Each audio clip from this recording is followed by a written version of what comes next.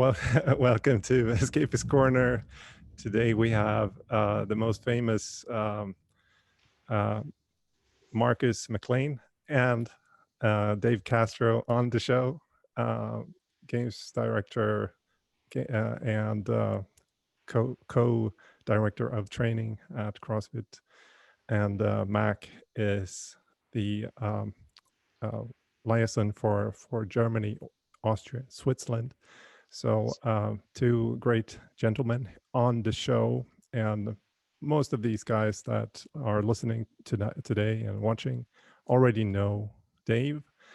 But for those who don't know him, I'm just gonna say he's from California and has been been into the scene for a very long time, and has all the insights to CrossFit, and has been one of the pillars of growing this to this monster that it has become. So thank you, Dave, for that. Before we kick this off, Dave, I know you like to read books, and I wanted to ask you, what book describes you the most? Oh man, that's a great unexpected question. I I don't know. Um, I that is a really good question. That's the type of question like where honestly I'd like to sit and process and like really think about and get to give you a really good answer and not just kind of give you a rushed answer. But in all the podcasts I've ever done, and I've done a lot recently, nobody's ever asked me a question, that question, or a question like that where I'm just like, darn, I don't know. But I like that. That's a really good question. It's powerful. It's Yeah. powerful. No, I just wanted to ask it because sometimes you relate to a book or a character a lot, or maybe you don't. You just relate to it. It's not because you're similar, but you're just, that's like my idol, and it might be, it can be an old woman in the 18th century, and I just feel like, okay, this is a strong person. I would really like to be like that person. Well, Um, so on that note, the Odyssey with Odysseus, like I don't compare myself to him, but I like the journey and the struggle and the fight and like it's Greek mythology and I like all that it represents. And that to me, uh, I'm not going to compare myself to him or his plight or that mythological journey, but that I do, I've gone on some adventures through life and had some trials and tribulations to make it through. So, again, without just having listened to this conversation, I'll take it to that book, which the Odyssey for me is like a really influential book, and the Iliad too, um, because of the significance of what those books represent, but also in those stories and the classics in general are that way for a specific reason. They survive the test of time. And the stories they tell and the lessons you can learn from them are so significant. And oftentimes people talk about reading leadership books and motivational books. And I don't read anything like that. And I say there's so much motivation and leadership you can learn from books like that and from the classics that it's, I find my inspiration from those types of books and not the modern popular things you see out there so often. yeah, well, I think we're gonna circle back to that at the end, actually, because I think it kind of connects to what CrossFit is doing to its coaches and staff and everything. So we might come back to that. But now we are, you know, in a situation that we're in where people are, um, you know, stuck at home mostly, especially here in Northern Europe. We are all in lockdown since 3 or 4 months, and what we see in our community, our members and so on, are dropping in motivation. And now we have like the Open coming, and we're trying to motivate our communities in the best way, not only for the Open, but just get off the couch and do stuff. Now I know, Dave, one of your strengths uh, is that you're good at pushing people and finding that why with people. So, what would you say to someone to, get them motivated by now, when, they're not seeing anyone and training is maybe lacking?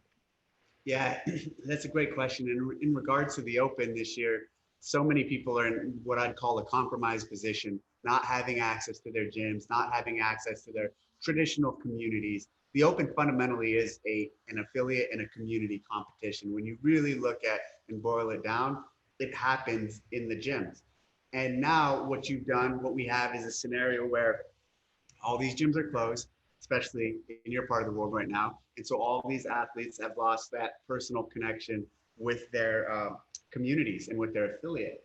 And so what I see and what I would tell people is a unique opportunity as using this as the re-engagement point.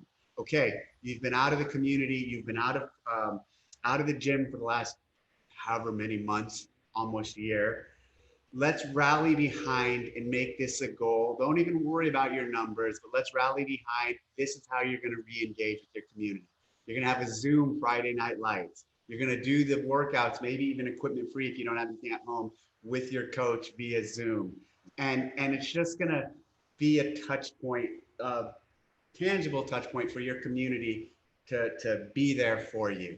And I think for the past, before we'll call the Open coming up, this period, it's hard for people to find motivation to get into the gym or to go back or to even re-engage. But here we have a unique point, not only for your local community, but for the global community. Don't like re-engage on the local level, of course, but also re-engage. It's a unique opportunity to re-engage on the global level. And that's the thing I'd recommend to people. And it's a tough sell. I mean, I'll tell you what, like it's tough, especially for the people who haven't been able to train and who haven't been able to get to the gym, to now say, we're asking you to get back into fitness via a competition. But it's more than a competition, it's a community event. So really, we're asking you to get back involved with the community and a community event. Yeah. And I don't know what the outlook is for you guys, but it's probably not great for even March.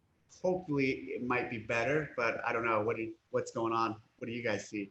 We just found out or heard at least till the 1st of March, probably till the 14th of March, we'll be in the lockdown status that we're in. So it doesn't look like we'll be able to return to the gym or the affiliates for the Open. So continuing to drive this program that Rickard set up is going to be a great way to try to motivate people to stick with it.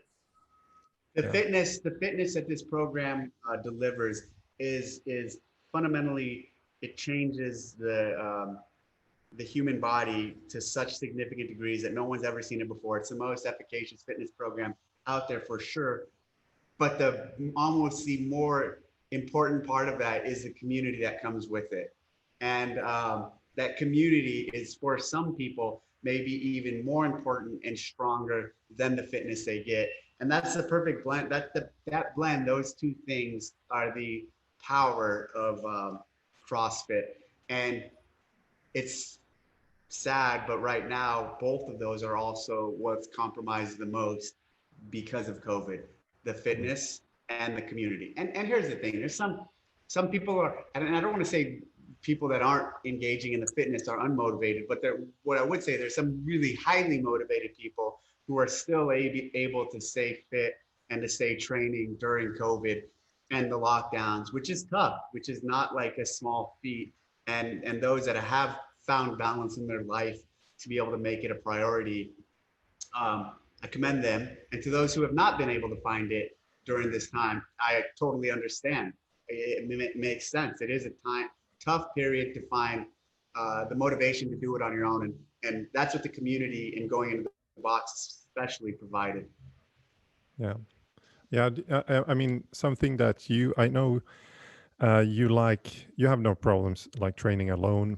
And, but I know you've been doing the open workouts in gyms all over the world when you've been traveling and so on. And one one thing I think that is always like this motivational thing for someone to see that, okay, he doesn't just hand us the poison or or whatever we want to call it, but he actually drinks his own soda. And It's one of those things that, like, if you're not willing to do it yourself, or if you haven't been there, you shouldn't be leading a team. Meaning, don't ask me to do something or go somewhere that you're not willing to do. Same thing with behavior. Don't ask me to behave a certain way if you're in a leadership role, if you're also not holding yourself to that same standard, or behaving that same way.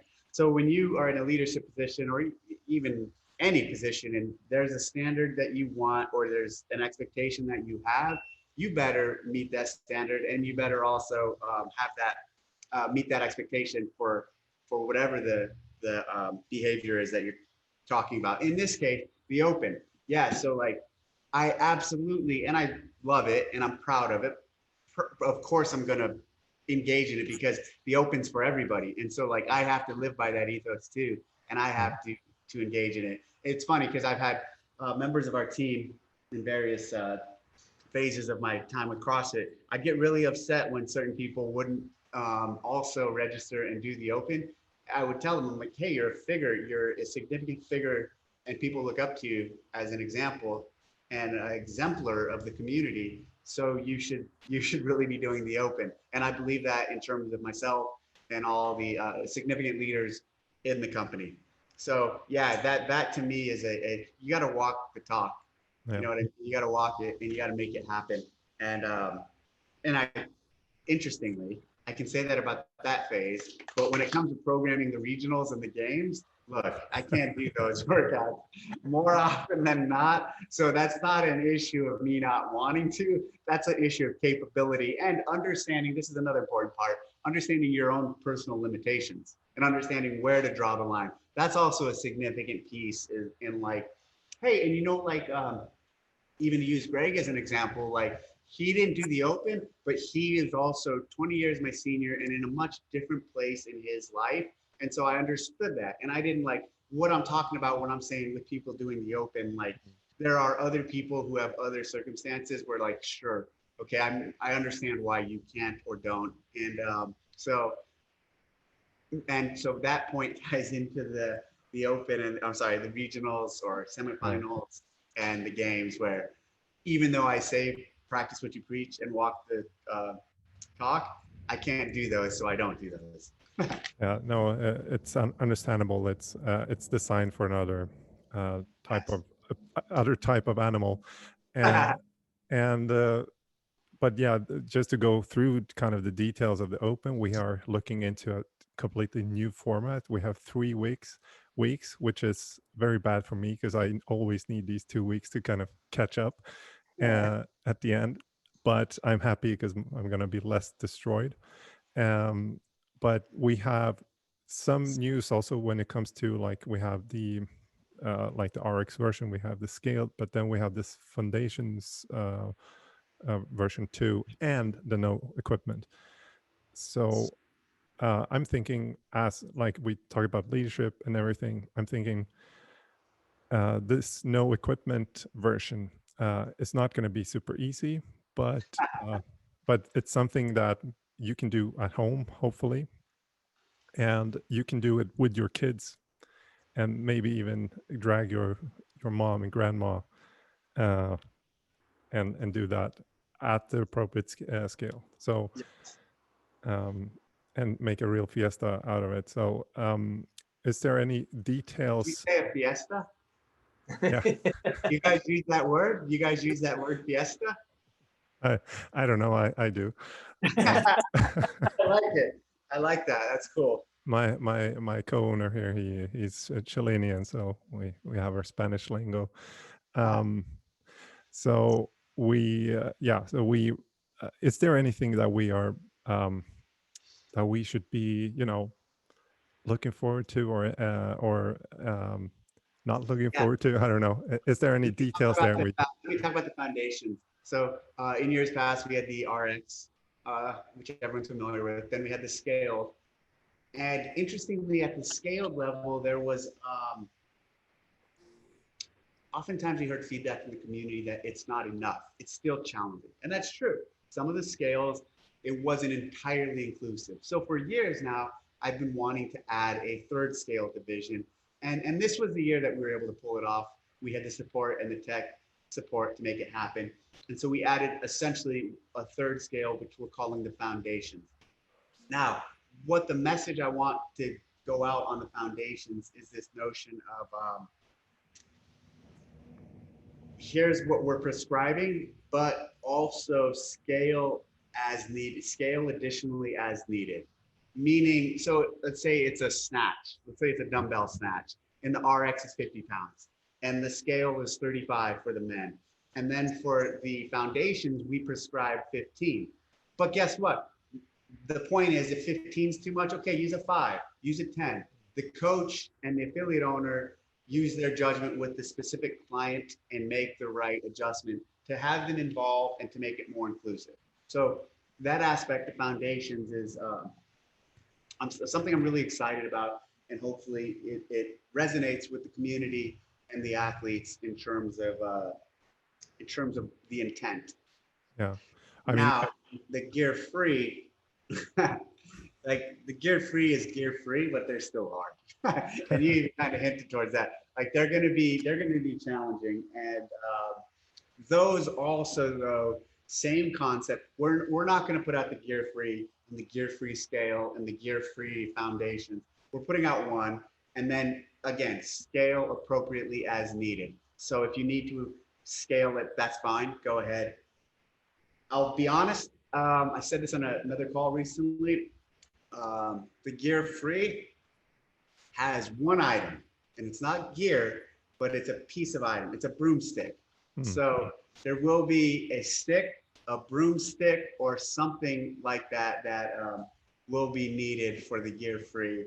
And that's an item that everybody has. Everybody has a broom in their house. Everybody go outside and chop a limb off a tree or something. But that ability, that gives us the ability to have a little more creativity with extra points for creativity. Exactly. Yes, exactly. Dave, how much workload have you guys encountered now coming up with these new versions? And because of COVID, has this doubled, tripled your guys' workload in trying to develop the open season? Oh yeah, so I mean, especially with like the adapted division and everything that's going on, we've had so many changes this year. Like the teams are really maxed out and pushing hard, and then with the quarterfinals and the semifinals, there's just a lot of additional. It's a very different season. It may look similar to things in years past, but it's very different, and the demand on all the team is tremendous. But it's good, and these are all good things we're doing for the community and to get people excited. Yeah, this is probably the most inclusive version of, let's say, the Open, because of all the stages, all the different versions that we can do. You said adaptive. I saw it was like 16 different adaptive divisions or something like that. Yeah, it's exciting, and it is. You actually hit it on the head. It is the most inclusive, and but it's been a challenge to get going, and it's been a good challenge, and something we're moving the sport forward, and we're not staying stagnant. We're not living in the past. We're advancing it and pushing and testing ourselves and the community. Constantly varied. So I know you like to work on workout hooks, and do you have a specific hook for this Open too? In terms of what, like, what do you mean? Narrow me in, like. Well, I know when you program for the games and so on. Okay. Yes. So I do just say yes, there is, but I can't tell you at this point. Yes. For sure. And you'll quickly figure out what it is, but yes. Okay, cool. Then let's fast forward. I mean, we can't ignore the big elephant in the room, and that's of course that Fraser is out. Has Rich already reached out to you and asked, like, hey, can it be individual? No, I wish he would. It'd be cool to see Rich go back individual. It would be best if Rich would have gone individual at some point against Matt. But no, Rich hasn't communicated, hey, I'm going back individual. And That yeah, was a Matt joke. retiring, yeah, I know. It's the right time for him. And that's what this is about, what matters for him. And like, he had to make that decision and come to that on his own. And it's good that he did when he did. And now the sport keeps pressing forward. He's our greatest champion ever. And he will be, at this point, he's the most dominant individual athlete. And that's a significant feat. And he holds all these records now. But what's exciting for me is to see a new male champ come to the top, and it's not going to be close. I'm sorry, let me rephrase it. It's not going to be a blowout. It's going to be very close. Yeah. Like these guys at the games this year, whoever wins on the men's side, it's going to be a dogfight. I mean, they're going to be fighting all weekend long, and it might even come down to the last event. And we haven't seen that in years. So that it's been like a blowout for years. So that's exciting. I'm really people have asked me, like, do you think this is going to hurt the sport because your biggest star is leaving? No, not at all. And I've gone through this phase before. When Froning was leaving, people were like, hey, now that Froning's leaving, are you worried that no one's going to be interested in CrossFit? And I was like, no, there's going to be someone new. There'll be someone else to fill. There'll be some other storyline, some other athlete. It's the same thing here. So I commend Matt for everything he's done. He's contributed immensely to this sport. Now he's retiring and moving on. And the new breed, the new crop will fill in and keep the sport and the momentum going forward. Yeah, it will be, as you said, a dogfight because as I see it, it is almost up. I mean, there are at least 20 athletes that can win. Definitely. It depends on how they're training now and preparing it's going to be super exciting to see this season for sure. But yeah, we'll see what happens. Nobody really knows exactly what the format will be. Hopefully it will be Madison again, but I know you're planning, you're getting more prepared this year than last year, and probably you have some curveballs prepared also. So but looking at the other part that you are let's say in control of is the CrossFit training department. And I was super curious to hear, if you're working on any new visions on that part, because I can see in one sense, like so many things have changed now since June last year. So, okay, seminar staff has been grounded. Level ones have been, thrown online. How has that been going? So interestingly, with the new ownership and the new way of going forward, Eric put me in charge of the sport, and he put Nicole in charge of the training, and so which we're calling education now. So I'm not as heavily involved now in that aspect as I used to be. And for me, I miss it. Like, I love people like Mac and those who were on staff and worked closely with me. And a majority of the people who work closely with me know that was like my real passion. The games is what I'm most popular and most known for because it's so high visibility. But the thing that kept me most busy and stimulated and really engaged was the training work, because, the games, it's interesting. It's entertainment to some degree, and it's important entertainment, and it's community. It brings the community together the whole season. But the training department, that's really like where we're touching and changing people's lives. We're teaching them how to fish, instead of giving them a fish. And so it's bittersweet. I still, interact with that department, and I still talk to Nicole a lot about some of the direction she's going and where she's taking it. But I'm not running it anymore or co-running it like I was. And so that's been, for me, kind of a loss and a tug on the heart, because it meant so much to me, especially the trainers like Matt. But the things that are going on and still happening, it's amazing. I'm still blown away at how many in-person seminars we actually are doing. Like, every weekend we have seminars all around the world that are still happening. And then, yes, of course, we have the online versions that are helping a lot. And that was exciting to actually make and be involved with when COVID first hit last year. we pivoted really quickly to make an online course of the level 1. At that time, it was only for revals. Recently, we opened it up to everybody. But the training space and what's going to happen there is very bright, and I'm excited for it. And I know Nicole's going to do great things with it, and with the support of Eric and the new team. And so like that's going to go to the stratosphere. Everything there is going to get really next level and exciting. And so I'm excited. It's just bittersweet because I'm not directly involved like I used to be. Yeah. I like being involved in so many things, and I like when I was the CEO, that's the fucking highlight of my CrossFit career, because here I am, like, all right, I'm involved in everything. I have oversight over everything. And so when I was training in games, for me, that was like the best of both worlds. Now I'm just the sport, and I'm learning how to deal with that. I'm learning how to cope with less oversight of things. Yeah, well, I mean, I wanted to come to that because we have something that we are constantly in touch with, like we as affiliate owners, we see, people talking about they are seeing the games, and then we have the grandmas, we have the retired people. We have the teens, we have the kids, whatever. And some of these, let's say, members are far away from the games. And some of them simply have no idea about it. And so it's really, CrossFit has these like two parts, I would say. And obviously something that some would say, critiques would say, and they're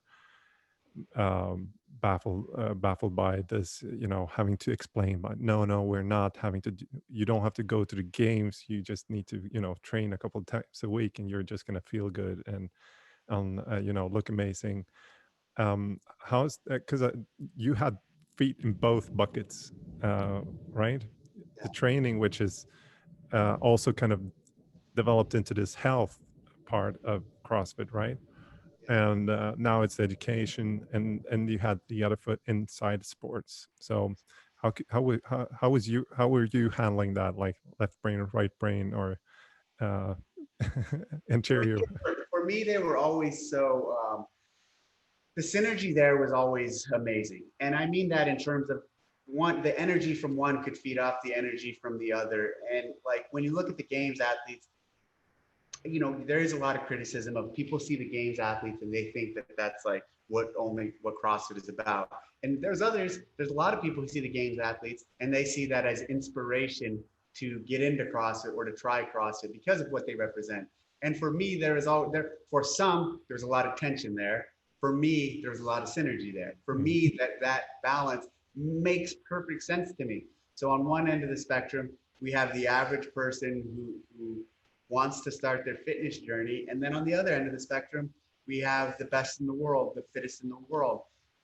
And all in between, there's something for everyone else. There's a different level in between those two extremes. And I never saw conflict with it. When I went into gyms, like the truth of the matter is there's very few gyms around the world, a handful, I feel, who actually are like that, who are just the games. Most gyms are so normal and average people. And even the games gyms, like let's say Invictus could typically be referred to as a gym that's really heavy on the games athlete.